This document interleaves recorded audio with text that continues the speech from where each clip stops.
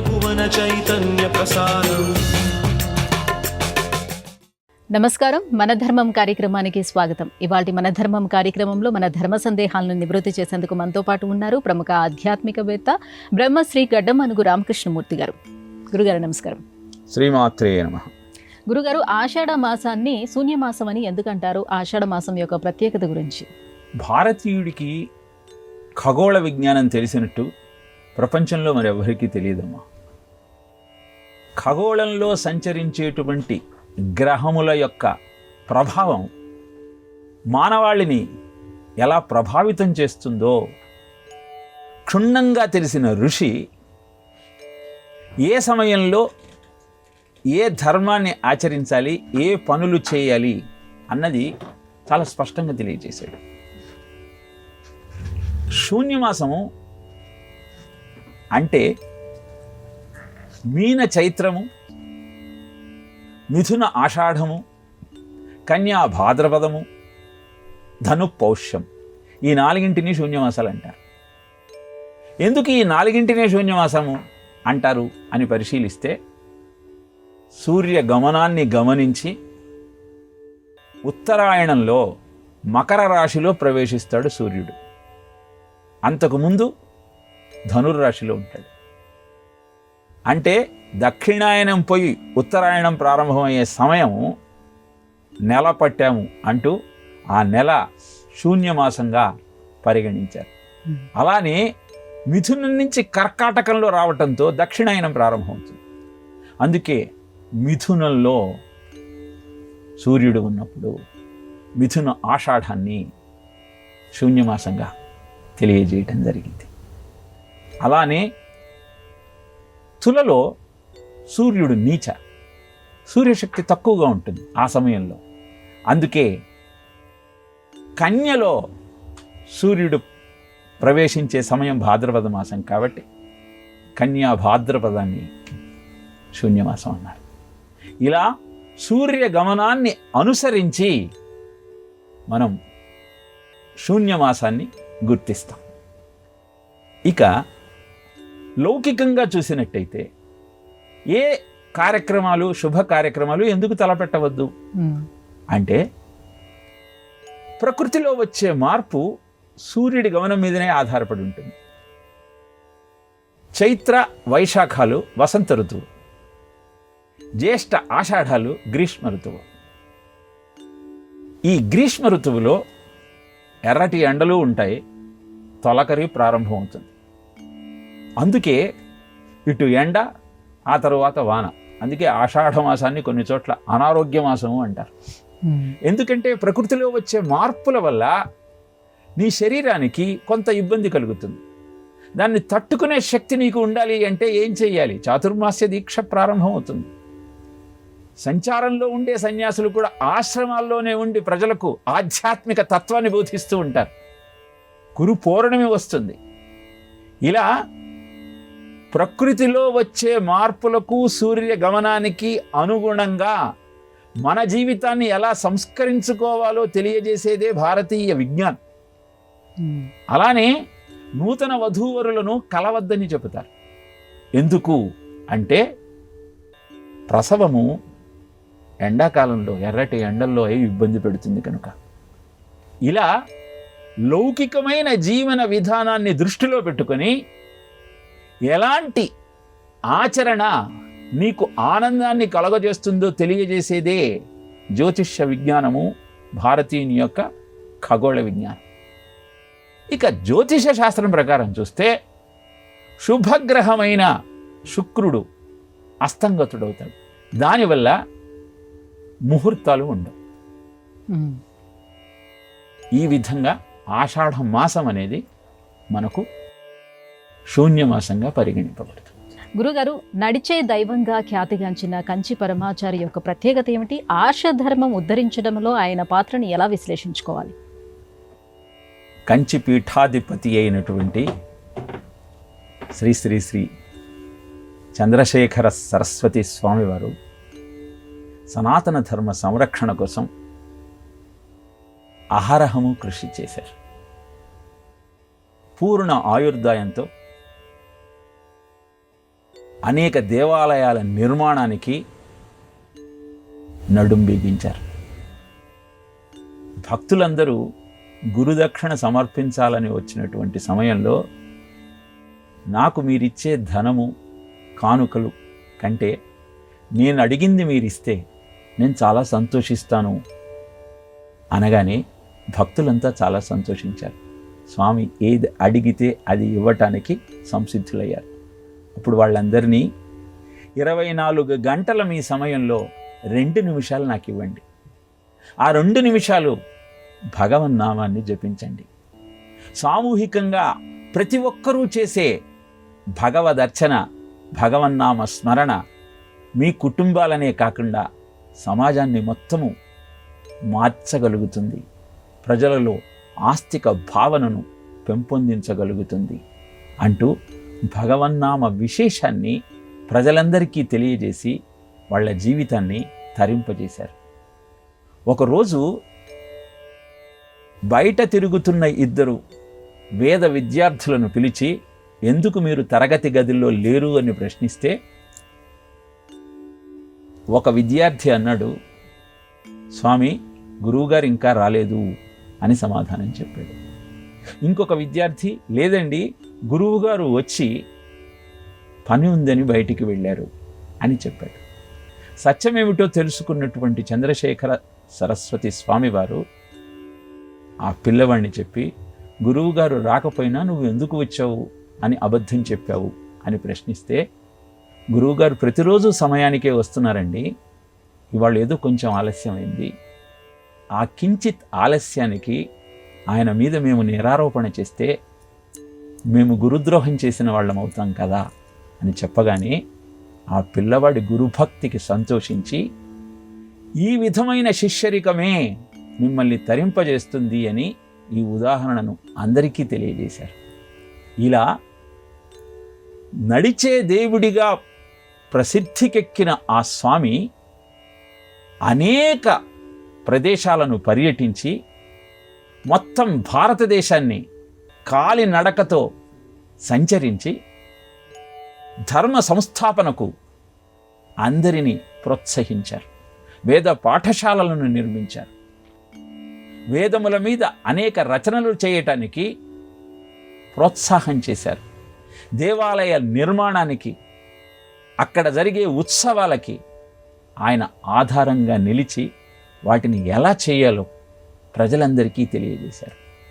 ఇలా తన 100 సంవత్సరాల జీవన గమనంలో 13వ ఏట సన్యసించినటువంటి ఆ స్వామి ప్రతి ఒక్కరికి మార్గదర్శకం చేస్తూ సనాతన ధర్మ సంరక్షణ సారథిగా ప్రసిద్ధికెక్కారు.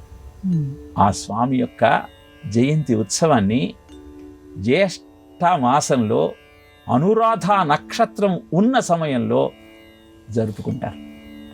అలాంటి అద్భుతమైన స్వామిని మనం ఈ జ్యేష్ఠ మాసంలో స్మరించుకుంటూ ఆయన మనకిచ్చిన స్ఫూర్తిని నిలుపుకుంటూ గురుదక్షిణగా ఆయనకు సమర్పించిన 2 నిమిషాల సమయంలో భగవన్నామాన్ని ఉచ్చరిస్తూ మన జీవితాన్ని ధన్యం చేసుకునే ప్రయత్నం చేద్దాం. గురుగారు, స్తోత్ర పారాయణలలో అష్టకాలకు ఎంతో ప్రత్యేకత ఉంది. ఈ నేపథ్యంలో గురువాష్టకం యొక్క ప్రత్యేకత ఏమిటో తెలియజేస్తారా? గురువాష్టకాన్ని ఆదిశంకర భగవత్పాదుల వారు రచించారు.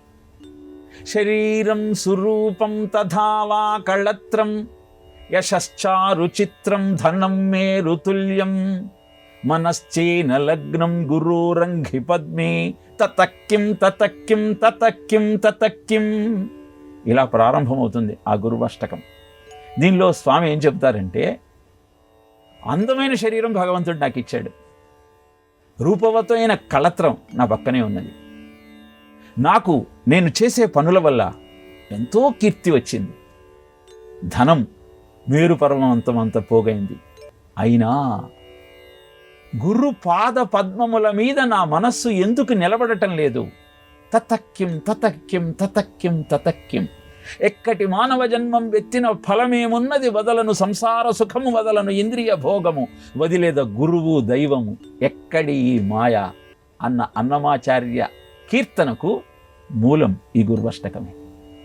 ఇలా అద్భుతమైన గురుభక్తిని నీలో ఉత్పన్నం చేసుకోవాలి అన్న సత్యాన్ని ఈ గుర్వష్టకం ద్వారా ఆదిశంకర భగవత్పాదుల వారు మనకు తెలియజేశారు. ఎవరైతే ఈ గుర్వష్టకాన్ని పారాయణ చేస్తారో వాళ్ళు యతి కావచ్చు, భూపతి కావచ్చు, బ్రహ్మచారి కావచ్చు, గృహస్థి కావచ్చు, వాళ్ళు కోరిన కోరికలన్నీ తీరుతాయి, వాళ్లకు ఆఖరికి ముక్తి దొరుకుతుంది అని తెలియజేస్తారు ఆ స్తోత్రంలో. ఎలా గుర్వష్టకాన్ని పారాయణ చేయటం వల్ల మన కోరిక తీరిగి మన ముక్తి దొరుకుతుంది అన్న సందేహం మనకు కలుగుతుంది. దానికి సమాధానం ఏమిటి అంటే, ఎవరైతే గురువు యొక్క వాక్యాన్ని తన జీవన పథానికి సోపానంగా నిర్మించుకుంటూ గురువు మాటను పాటిస్తూ జీవితాన్ని గడుపుతారో వారికి కోరిన కోరికలన్నీ తీరుతాయి అనటంలో సందేహమే లేదు. కారణం, నిన్ను నడిపించే శక్తి ఆ గురుభక్తి. అది నీలో పెంపొందించాలన్న ఆలోచనతో ఆదిశంకర భగవత్పాదుల వారు ప్రపంచానికి అందించిన అద్భుతమైన స్తోత్రమే ఈ గురువష్టకం. గురువుగారు, దుర్ముహూర్తాలు అనేక విధాలు. ఇందులో వారజనిత దుర్ముహూర్తం అంటే ఏమిటి? మనకు శనివారం దుర్ముహూర్తం అంటాం. ఇది సామాన్యంగా మనం వింటూ ఉంటాం. దీనికి మూలం ఏమిటి అంటే, మనకు ప్రతి వారానికి ఒక దేవత అధిపతిగా ఉంటాడు. ఆయన యొక్క ప్రభావం ఏ ముహూర్తంలో అధికంగా ఉంటుంది, ఎప్పుడు అది ప్రతికూలంగా ఉంటుంది అన్న సత్యాన్ని జ్యోతిష్య విజ్ఞానము, ఖగోళ విజ్ఞానము, సూర్యచంద్రుల గమనం ద్వారా కలిగేటువంటి ప్రభావము బాగా తెలుసుకున్న ఋషి వారజనిత దుర్ముహూర్తాలంటూ మనకు తెలియజేశాడు. రోజులో 30 ముహూర్తాలు ఉంటాయి, 60 గడియలు ఉంటాయి. ఈ 30 ముహూర్తాలలో ఏ ముహూర్తం ఏ వారం నీకు ప్రతికూలంగా ఉంటుంది అని తెలియజేయటమే వారజనిత దుర్ముహూర్తంగా తెలియజేయబడింది. ఆదివారం నాడు 14వ ముహూర్తాన్ని ఆర్యమ ముహూర్తము అంటారు. సోమవారం నాడు 9వ ముహూర్తాన్ని బ్రహ్మ అంటారు. మంగళవారం నాడు 12వ ముహూర్తాన్ని రాక్షస అంటారు. రాత్రి 7వ ముహూర్తాన్ని అగ్ని అంటారు. బుధవారం నాడు 8వ ముహూర్తాన్ని విద్యాఖ్య అంటారు. గురువారం నాడు 12వ ముహూర్తాన్ని రాక్షస అంటారు. రాత్రి 6వ ముహూర్తాన్ని జల అంటారు. శుక్రవారం నాడు 9వ ముహూర్తాన్ని బ్రహ్మ అంటారు. శనివారం నాడు మొదటి ముహూర్తాన్ని రుద్ర, 2వ ముహూర్తాన్ని సర్ప అంటారు. ఈ ముహూర్తాలలో కార్యక్రమం ఏది తలపెట్టవద్దు. ముహూర్తము అంటే 48 నిమిషాలు. ఇలా ఆ ముహూర్తంలో ఆ గ్రహ ప్రభావం ఎలా ఉంటుందో గమనించినటువంటి ఋషి మనకు తెలియజేసిన అద్భుతమైన విజ్ఞానమే ఈ వారజనిత దుర్ముహూర్తం. మరి ప్రతిరోజు మనం ఏదో కార్యక్రమాన్ని చేయాలి. ఎప్పుడు ప్రారంభించాలి అంటే, బ్రహ్మ ముహూర్తంలో నువ్వు ఏ కార్యక్రమం తలపెట్టినా అది అద్భుతంగా నెరవేరుతుంది. అసలు నువ్వు పంచాంగాన్ని చూడాల్సిన అవసరమే లేదు అంటూ మనకు వివరించింది. బ్రహ్మ ముహూర్తము అంటే దేవతలు మేల్కొని మనను కటాక్షించే ముహూర్తం. కనుక విద్యార్థులంతా బ్రహ్మ ముహూర్తంలో నిదురలేచే ప్రయత్నం చేసి అధ్యయనం కొనసాగించగలిగితే ఏ వారజనిత దుర్ముహూర్తము వారిని ఏమీ చేయలేదు. ఈ సత్యాన్ని గ్రహిస్తూ ఋషులు మనకు అందించిన విజ్ఞానాన్ని జీవనానికి అన్వయించుకుంటూ అద్భుతాలను ఆవిష్కరించే ప్రయత్నం చేద్దాం. గురువుగారు, గజేంద్రుడు ముసలితో పోరాటం చేస్తున్న సందర్భంలో ఆయన భార్యలు 10 లక్షల కోట్ల మంది భార్యలు ఆ దృశ్యాన్ని చూస్తూ నిలబడ్డారని భాగవతం చెప్తుంది. ఆ సమయంలో గజేంద్రుడికి ఎందుకు సహాయం చేయలేదు? నానానేక పయూధముల్వనములోనన్ పెద్ద కాలంబు సన్మానింప 10,00,00,000 కరణీనాథుండనయ్యుండి మద్దానాంబ పరిపుష్ట చందన లతాంత ఛాయలొందుండలేక ఈ నీరాశ ఇటేల వచ్చితి భయం పెట్లో కదే ఈశ్వరా అని బాధపడతాడు ఆ మొసలితో పోరాడేటువంటి గజరాజు. ఈ పద్యంలో తనకు 10 లక్షల కోట్ల మంది భార్యలు ఉన్నారు అని గుర్తు చేసుకుంటాడు. ఎవరికైనా 10 లక్షల కోట్ల మంది భార్యలు ఉంటారా అన్న సందేహం మనకు కలుగుతుంది. ఇక్కడ గజేంద్ర మోక్షము అనేది జీవుని యొక్క జీవితానికి నిలువెత్తు నిదర్శనం. వేదన, నివేదన ఈ రెండు ఏ విధంగానైతే మానవ జీవనంలో ప్రధానమైన భూమికను పోషిస్తూ ఉంటాయో ఆ దృశ్యాన్ని గజేంద్ర మోక్షంలో ఆవిష్కరించాడు.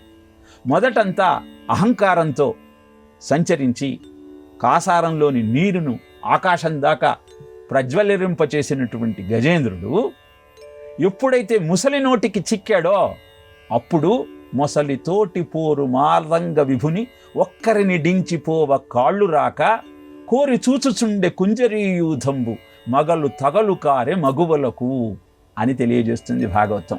ఆ 10 లక్ష కోట్ల మంది భార్యలు ఆ కాసారం యొక్క ఒడ్డును కూర్చొని చూస్తున్నాయి తప్పితే ఆయనను రక్షించలేకపోతూ ఉన్నాయి. అంటే అర్థం ఏమిటి అంటే 10 లక్షల కోట్ల భార్యలు కొన్ని జన్మల నుంచి నువ్వు చేసుకున్న కర్మల యొక్క ఫలితాన్ని సూచిస్తూ ఉన్నాయి. గజము అంటే జీవునికి చిహ్నము, జగములో ఉన్న జీవుడే గజము. ఇప్పుడు నువ్వు చేసుకున్న ప్రారంధం ఏదైతే ఉందో అది నువ్వు క్షయం చేసుకోవాలి సత్కర్మాచరణ ద్వారా. అహంకారంతో నువ్వు విరవీగితే అది నిన్ను ఏం చేయగలుగుతుంది? భార్య అంటే దేవతలకు శక్తి, జీవుడికి కర్మఫలం. ఇలా 10 లక్షల కోట్ల మంది భార్యలు అంటే ప్రతిదినము నీకొచ్చే ఆలోచనలు ఎన్ని? ఇప్పటిదాకా నువ్వు చేసిన ఆలోచనలు ఎన్ని? 10 లక్షల కోట్ల కంటే ఎక్కువే ఉంటాయిగా. నేను చిన్నవాణ్ణి అంటే పోయిన జన్మలో నువ్వు చేసుకున్న కర్మలెన్ని? ఇవన్నీ చూస్తూ ఉంటాయి తప్పితే నిన్ను రక్షించలేవయా. నిన్ను రక్షించగలిగినది ఆ పరమాత్ముడొక్కడే. అతనిని నువ్వు ప్రార్థించి నివేదన చేసుకొని రక్షించమంటూ అడిగితే నువ్వు ఎలుగెత్తి పిలిస్తే పరిగెత్తుకొని వస్తాడు. సిరికింజెప్పుడు శంఖచక్ర యుగముంచేదో ఈ సంధింపడు ఏ పరిపారమున్ వీడడు. అలా పరిగెత్తుకుంటూ వచ్చి గజేంద్రుణ్ణి శ్రీమన్నారాయణుడు కాపాడు. అంటే ఈ కర్మల ఫలితాన్ని నుంచి తనను బయటపడవేయమంటూ ఆయన తన పూర్వజన్మలో చేసుకున్న పుణ్యం కారణంగా గజేంద్రుడికి మోక్షం ఇచ్చాడు. మొసలి శిరస్సుని చక్రంతో ఖండించి ఆయనను గంధర్వలోకానికి పంపించాడు. మొసలి అంతకుముందు జీవనంలో హుహు అనే గంధర్వుడు చేసిన దోషం కారణంగా ముసలిగా అవతరించాడు. గజేంద్రుడు అంతకుముందు జన్మలో ఇంద్రద్యుమ్నుడనే మహారాజు అగస్త్యుడు వచ్చినప్పుడు లేచి నిలబడి కారణాన ఏనుగుగా జన్మించాడు. అనంతరం ఆయన తపశ్శక్తి ఫలించి ఆయన విష్ణు లోకాన్ని చేరుకోగలిగాడు. ఈ విషయాన్ని గమనించగలిగితే 10 లక్షల కోట్ల మంది భార్యలు కాదు, మన ఆలోచనలు, మన కర్మ ఫలాలు అని మనం గుర్తించగలుగుతాం. గురువుగారు, శనిదోష నివారణకై పిప్పలాదుడు చేసిన కృషి ఏమిటి? చవనుని కుమారుడు దధీచి. ఈ దధీచి కుమారుడే పిప్పలాదుడు. వృత్రాసురుడి జననం తరువాత లోకాలనన్నింటినీ జయించి ధర్మబద్ధమైన జీవనాన్ని గడుపుతూ ఇంద్రాదులకు పక్కలో బల్యమైనటువంటి వృత్రాసురుడి యొక్క బాధ నుంచి ఎలా బయటపడాలా అని ఆలోచించినటువంటి దేవతలంతా దధీచి దగ్గరకు వచ్చి వజ్రాయుధం చేయటం కోసం అతని వెన్నెముకను దానంగా అడుగుతారు. అర్ధంబు నడిగడి అర్ధికలడు కాని అంగంబు నడిగడి అర్ధికలడే అంటాడు దధీచి. ఎవరైనా వచ్చి డబ్బు అడుగుతారు కానీ దేహాన్నే అడుగుతారయ్యా, అడిగితే ఎలా ఇస్తారయ్యా ఎవరైనా అని చెప్పి అనంతరము లోక కళ్యాణం కోసం, ఆసురీ సంహారం కోసం ప్రాయోపవేశం చేసి తన వెన్నెముకను ఇంద్రుడికి ఇచ్చేస్తాడు. ఆ సమయంలో దధీచి భార్య గర్భవతి. ఆమె ఒక శిశువుకు జన్మనిస్తుంది. భర్తతో సహగమనం చెయ్యాలన్న ఆమె ఆలోచన బలంగా ఉన్న కారణాన ఆ పిల్లవాడిని ఒక పిప్పల వృక్షం యొక్క త్వరలో ఉంచుతుంది. అక్కడ పిల్లవాడిని ఉంచి భర్తతో సహగమనం చేస్తుంది. పిప్పల వృక్షం అంటే రావి చెట్టు, అశ్వత్థ వృక్షం. అక్కడ ఏడుస్తున్న ఆ బాలుణ్ణి నారదుడు చూస్తాడు. అనంతరం అతనికి ద్వాదశాక్షరి మంత్రాన్ని ఉపదేశిస్తాడు. నా ఈ దుస్థితికి విపత్తికి కారణం ఏమిటి అని ప్రశ్నిస్తాడు పిప్పలాదుడు. నీకు నడుస్తున్న శని దశ. మా నాన్నగారు అలా దేహ త్యాగం చేయడానికి కారణం ఏమిటి? ఆయనకు కూడా శని దశే నడుస్తోంది. ఇప్పుడు ఏ శని కారణంగా తన తండ్రి అలా ప్రాణం వదిలేశాడో, ఏ శని కారణంగా తాను ఇన్ని అవస్థలు పడుతున్నాడో, అలాంటి శనికి బుద్ధి చెప్పాలనుకున్నాడు పిప్పలాదుడు. కఠోరమైన తపస్సు చేశాడు. ఆ మంత్ర మహిమతో బ్రహ్మదేవుడు ప్రత్యక్షమయ్యాడు. ఏం కావాలి కోరుకో అని ప్రశ్నించాడు. పిప్పలాదుడు అన్నాడు, నా కంటికి ఎదుటి వస్తువుని కాల్చేసే శక్తిని ప్రసాదించమన్నాడు. తథాస్తు అన్నాడు బ్రహ్మదేవుడు. వెంటనే శని మీద తన దృష్టి ప్రదర్శింపజేశాడు. అంతే, శని దగ్ధం కావటం మొదలుపెట్టాడు. నల్లగా మారిపోయాడు.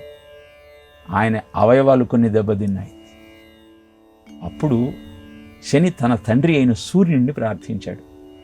సూర్యుడు వచ్చి పిప్పలాదుడిని వేడుకున్నాడు, నా పుత్రుడికి ప్రాణభిక్ష పెట్టమన్నాడు. అప్పుడు 2 వరాలు ఇస్తే నేను నీ కుమారుణ్ణి వదిలేస్తాను. ఏమిటా 2 వరాలు? మొదటిది, ఏ శిశువు కూడా 5 సంవత్సరాల వయస్సు వచ్చేదాకా శని బాధకు గురి కాకూడదు. ఇది మొదటి వరం. రెండవది, ఎవరైతే ప్రతినిత్యము ఈ అశ్వత్థ వృక్షము రావి చెట్టు యొక్క మొదట్లో నీరు పోసి ప్రదక్షిణ చేసి పూజిస్తారో వారిని శని బాధించకూడదు అని 2 వరాలు అడుగుతాడు. ఆయన బాధంతా ప్రజలను హింసిస్తున్న శని బాధ నుంచి రక్షించటమే.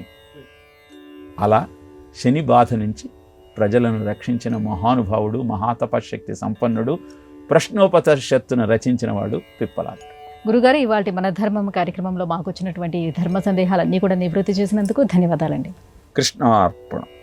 ఇది ఇవాళ మన ధర్మం కార్యక్రమం. రేపు మన ధర్మం కార్యక్రమంలో మళ్ళీ కలుసుకుందాం. నమస్కారం. ఈ కార్యక్రమాన్ని తిరిగి చూడాలనుకుంటే www.youtube.com/ETV Life Spiritual లో చూడవచ్చు.